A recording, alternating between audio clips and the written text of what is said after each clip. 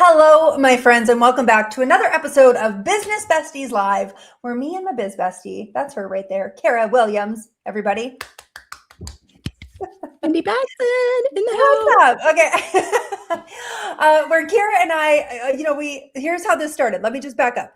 Here's how this started. We used to jump on a phone call and we'd kind of catch up really quickly, and it would end up being hours on end, and we'd be solving all the internet's business problems. So we thought, why not come together, hit record, because the truth of the matter is every entrepreneur needs a business bestie. And so if you don't have one, congratulations, you just got two. Like it or not, you're stuck Whether with you us. like it or not, you just got us. Okay. So I'm excited to connect with these guys today, Kara, and we're talking about data without the drama. We're getting into the nerdy numbers of building business, and I am totally here for it, my friend. What about you?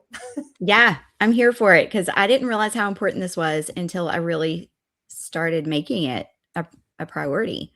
Yeah. Yeah. Numbers, man. Numbers are something that they are not here to scare you. They are here to inform you. And we're going to get into it as we've been building business online now. I've been at it for 7 years. Kara, you're going on 15.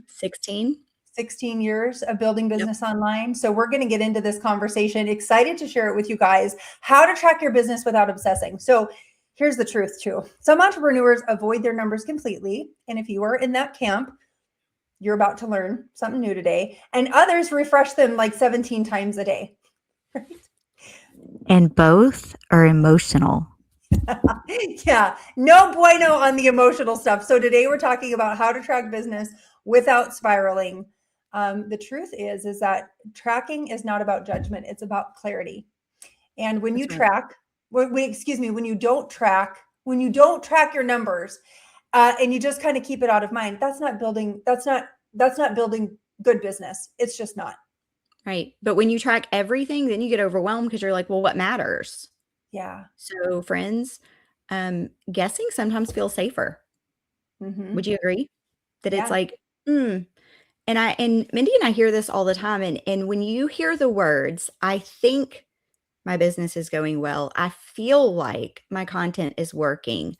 Those thinking, feeling, that is not a way to run your business. No. We don't base our emotion or base our business decisions on feelings. We base them on data. And the only way to get data is to track that data. Yep. Yep. And metrics are measurable. Metrics are black and white. I know sometimes you don't like seeing the numbers, but the truth of the matter is, if you want to run a good business, and a good business being a profitable one, you've got to know your numbers and stop avoiding your revenue totals, stop avoiding conversion rates and so forth. You need to become aware, and awareness is through tracking those metrics. But before we get into really the metrics that we want you guys to be tracking and having that conversation, there's a danger of vanity metrics. Kara, do you want to get into kind of talking about vanity metrics and what those are? Yeah. So I want to say the vanity metrics are things like your follower count, your random viral spike. You have a video that, takes off, the number of likes you get. These are surface level engagement type numbers. And I will never forget, I met when we moved to Fort Payne, Alabama, which is where we live now. And I met another business owner. And I told her at that time, I was running a different business. And she goes, man, I looked up your business page and you have over 30,000 followers. Friends, I had not made a penny off of that business. I had kind of quit that business and I was just in a season of, I'm not sure where I'm going. I had not made a penny off of that in months. So that 30,000 looked amazing from the outside. But now I have a business that has, 150 followers on Facebook, and I make 4 figures every month, at least one comma or at least one number before the comma every single month. What really matters? Yeah. 30,000 followers, 150 followers where you're making money, right? So true. So true. And I love, thank you so much for sharing that too, because you just assume that when someone has a lot of followers that they must be totally crushing. And that's totally not the truth. That's not the case at all. It's better to have, a real engaged, and like they are your little champions and your cheerleaders, and they love you and they are there for it. having a couple hundred. And again, you pack a couple hundred people in a room, right? You stuff them in this office and well, you couldn't pack a couple hundred. It's a small office. But rather have that than those vanity metrics of 30,000, 50,000, whatever, when the truth of the matter is none of them are converting. And I think that there's a number that used to kind of mess with my head. And I'm curious for those of you watching this right now, what metrics mess with your mind? Tell me in the comments. I used to get a little weird about my unfollows. I did, because I was like, huh! You know, don't take it personal, Mindy. Like, well, why didn't they like me? Like, what did they unfollow me? And then I grew up. And I'm like, you know what? You bless and release. You know, those people that are not meant to be in your world. I would rather have people unsubscribe from my email list because I'm paying money to send out emails. I'd rather have them, you know, make room for the others, right, to come into my world that really want to be a part of it. Yeah. So those vanity metrics, though, can really screw with a person's head. And we hope to have you guys kind of overcome that, or just like let that belief like leave your brain that you need to have thousands and thousands of followers to be successful. That's just not true. Well, I want to talk about something Mindy just said real quick, because we're about to talk about like what numbers actually matter. But she brought up a really good point. When you are growing an email list, most companies that you are sending your emails through, you are paying based on either your number of subscribers or the number of emails that you're sending each month. Sometimes you have unlimited contacts, sometimes you have unlimited email sends. It's usually one or the other. And so every time someone unsubscribes from your list, here's what actually happens. It brings your open rate up because it's dropped someone off who is not an ideal person and most likely was not opening your emails anyway. So now you've actually increased your open rate, which is one of the metrics that matter. Yes. That's so good. See, this is why we're friends too, by the way. Kara, on the tech side of things, you guys, she's so smart with that. I had no idea. Yeah, that totally works. And yeah, so Mindy and I, like, with this all works. Mindy and I work so well as coaches together because where my brain stops, her starts. And she is so brilliant when it comes to building relationships, getting connections, and actually nurturing those people where I'm like, oh, well, you know, I just want to create a piece of content. And she's like, well, okay, what happens after the content matters? You know, and so friends, like, you've got to have both in your business. You really have to have both. Yeah. Yin to the yang. You know what I'm saying? Mm-hmm. Yep. Well, hey, let's get into numbers that actually do matter. Because again, if you are building business online, any profitable business, I mean, and hopefully you're in business to make a profit, like welcome to business, like you should be, right? There's nothing wrong with making money here. There's a lot of people out there that we can serve, but understanding these numbers, number one, these numbers should help make decisions in your business. Okay. If a number does not inform a decision, it's probably not one of your core metrics, or we're going to talk about. Kara, you want to unpack these core metrics for them? Yeah. So the number one metric that you need to track is your revenue, right? Yeah. If you're doing business and you're not making money, then you have a really expensive hobby because it's going to cost you money to do it, whether it's platforms, whether it's your time, all of it takes away. And so revenue is the number one metric that we track. And at the end of every month, I look at my revenue and I see what buckets it fell in. Is it affiliate income? Is it coaching income? Is it income from building, you know, tech builds? What is actually working? Sometimes people are like, oh, well, you know, I made $4,800 this month. It was a great month. And I'm like, okay, great. Where did that come from? Well, I don't know. I just downloaded my total from Stripe and PayPal. Okay, great. Well, that does not inform a decision as to what is working in your business and what you should double down on. Yeah. That's where we always have to reflect and look back. The Gap and the Gain, great book. If you've never read it, always look back, right? We have to always look back to inform the future. And so if I look back and my affiliate income dropped last month, that probably means I did not spend time creating content and talking about and advertising affiliate type services. It's just a metric. It's just a number. Okay, I am chomping at the bit to say something here. After all of the coaching calls that we've taken, Kara, I'm curious how many times you've heard this too. People that are not making money in their business, right? We hear that always, like, I'm not making any money yet. I'm not making any money yet. I'm like, well, how much have you posted about your offer? Or, you know what I mean? Or two things. There's two things that happen here. And this is for somebody today. Either you're not posting about your offer, or maybe you're like, I posted about it once last month. I'm like, 0 people saw it. Okay. Like for real, like maybe 0 people liked it, saw it, commented on it. It could be completely 0. Or the fact, again, the algorithm, it doesn't just, not all of your followers and all of your friends, just because you posted something, not everybody doesn't see it. You've got to post it multiple times and in multiple ways. You've got shorts that you can post. You've got stories you can post. You've got, obviously news feed that you can post. So that's one thing that I see that's keeping people from again, gaining revenue. But the other one, Kara, was a coaching call that you took that you were like, Mindy, this lady wants to make like 10 grand a month, but she sells like an $8 coloring book or something. Was it? It? Right? Talk on that real quick. Somebody has to hear this today. Yeah, an $8 printable coloring book. Okay. They never need to buy another one because they're just going to print it again and again. So now in order to make money, let's say your goal, she wanted to make 10,000. I'm going to have to do the quick math. She's got to sell 1,250 of those a month. And that's before she takes out the amount of fees, her platform cost, and get paid for her time, right? Like, so she's going to sell 1,250 of those to new people every month. If your conversion rate is 0.1% or even 1%, you've got to have a lot of people in your pipeline to sell 1,250 a month, and new people coming every month. Yeah. That math ain't mathing. I know. And again, you guys, so many entrepreneurs that we've talked to, you haven't mathed the math. And when you do, some of you realize like, wait a minute, like I'm trying to sell like an $8 thing or a $12 lipstick or whatever. And my goal is to make 10 grand a month. Like when you figure those numbers out, and this is what we get into. I'm going to plug Unstuck and Unstoppable again.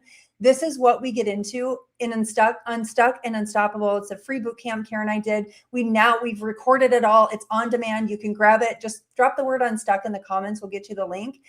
You can grab it now. It's a $97 offer. You can have it forever. And on replay, we dive deep into this. We take a whole hour talking about metrics.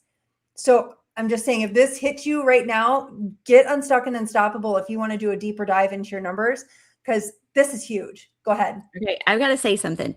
So Mindy just said, like, we did that boot camp for free live back in January, and it was so good. We had so many people that were like, holy cow, I've never thought about these things. And it was really foundational for business. And after taking 3,800 combined coaching calls between the two of us, we saw some just common themes that we were having to educate people on. And we wanted to bring that all into one training. Here's how passionate we are about that training and how valuable it's going to be to you. We have a mastermind that we launched after Unstuck and Unstoppable because we had ladies say, okay, we need more. Now that we know, we want the accountability and somebody to help us execute, not more training and things like that. They wanted actually to execute these things they had learned in their business. So we launched a mastermind, and we are so confident that you're going to get so much value from Unstuck and Unstoppable that if you decide to join our mastermind and you submit your homework, we give you your $97 back.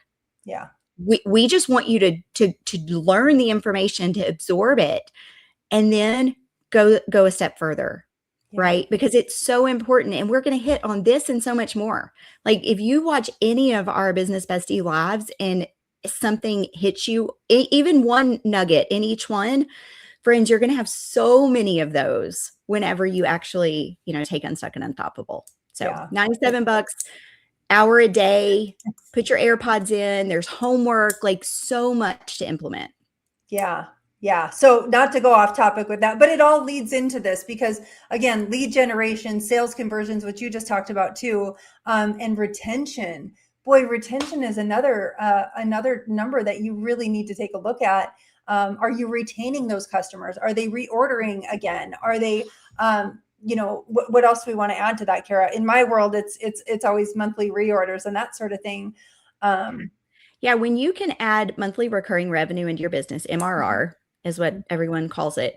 When you can add that into your business, what happens is you're no longer starting from zero on the first of the month. Yeah. You now have a client base that is consistently reordering or repurchasing or staying when it comes to like masterminds and things like that. And so you're no longer starting at zero. It is hard to be a business owner and start at zero every single month. Yeah. When you start getting monthly recurring revenue, that's when you can breathe a little bit and your business starts to feel stable. So that is so important. Retention is so key. And I want to back up for just a second. Mindy said something a minute ago about the whole like posting on socials and posting one time. So I had a coaching call with someone last week, and on the call, the person said, I had been posting on socials, and I finally, after a few days, I started messaging my friends saying, are you not seeing this? Because you're not liking and commenting. And I was like, okay, wait. Number one, Facebook's not going to show it to everyone who likes and follows you no matter what. Mhm. But number two, the goal is not for your friends and family to see it. It's for your ideal audience to see it. Bingo. So I don't want necessarily my friends and family seeing and liking and commenting on all of my stuff. I want my ideal client to see, comment, like, share all of my stuff, right? Like there's a huge difference. That's why that's a vanity metric. Yeah. Put your business brains on, ladies and gentlemen. You guys gotta, that was so good, Kara. I'm so glad that you shared that, because it is your ideal audience, your ideal client. Are you speaking to them? Are you creating that content specifically for them? Friends and family, guys, if you expect your friends and family to build your business, I'm sorry, I'm just gonna be the one to tell you that's an unrealistic expectation on them. Let that go, okay? I have more raving fans that have come to me that are not friends and family. Like you're never going to get the same, I don't even know what to say, like the same emotion. Those people, it's friends and family are great and they can support you to a certain level. Yeah. But they're never going to be your raving fans in your business because you're not changing their lives. No. That's good. Hey, let's get back to metrics for a minute here, because I want to touch on the number one metric to track when you are creating shorts. You should be creating, obviously, a plethora of content. You should be creating shorts. You should be going live. You should be creating, obviously text content. You should be creating carousels, which that is one that I need to do myself, and popping in your stories, right? There's a whole plethora of things that you should be creating. But the number one metric to track when you are creating any kind of video content, short form or long form, is your watch time.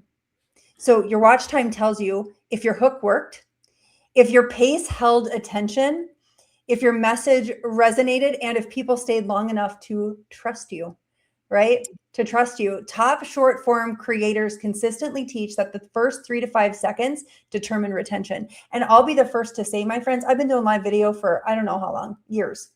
Okay, going live every Monday. I still have not nailed this yet, but I'm working on it. I'm mindful of it. I know that that's a thing. So there's that. Yeah, I just wanted to kind of talk on that. And there's somebody that I follow, and he's brilliant, Dan Henry. He's not, he's a young guy, but he says, I have learned to talk in a hook. Every conversation I start with a hook. He's trained his brain to converse in a hook. And I'm like, oh my gosh, that's brilliant. I wish I could train my brain that way. And we can. It just takes time and intentional effort. So yes, strong hooks are going to not just hold the retention, they're going to increase the distribution.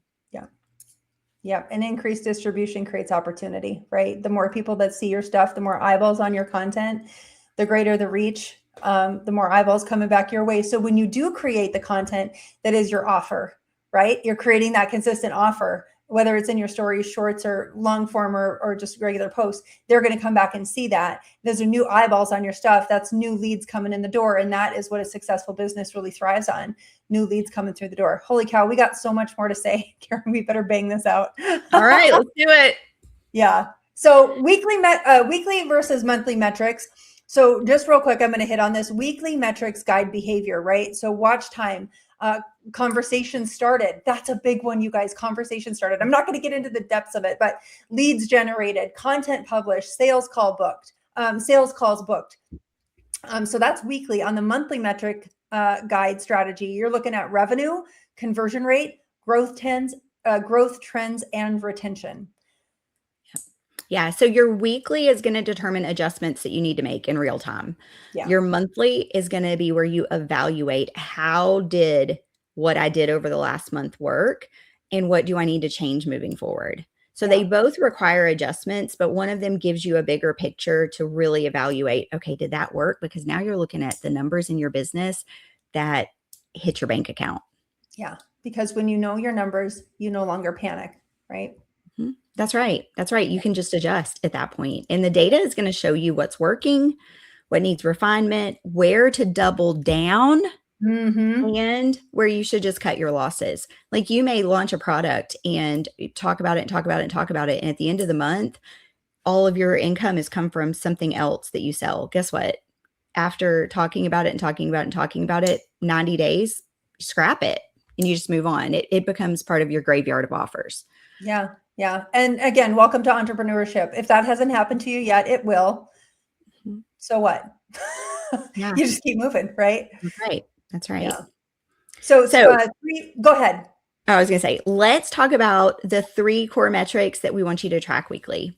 We want you to track your watch time, your sales conversations. So how many clients are you talking to? Not how many clients liked your post.